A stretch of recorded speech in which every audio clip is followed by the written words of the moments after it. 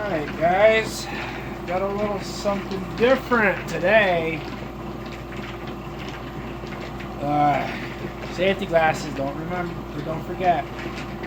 Got some jade here, guys. I'm gonna try to lap it with my grinder here. Sorry if it's loud. Let's see how it's gonna turn out. It should turn out nice. I figure it will be easier doing it this way than waiting on the tumbler.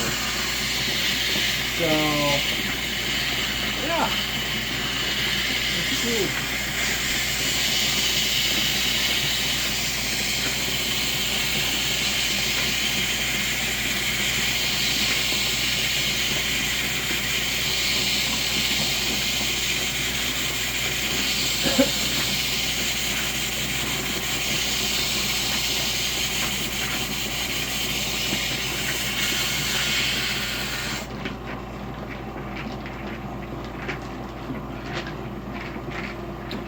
Yeah, it's working out pretty good, and that's just from, as you saw, just a couple of minutes.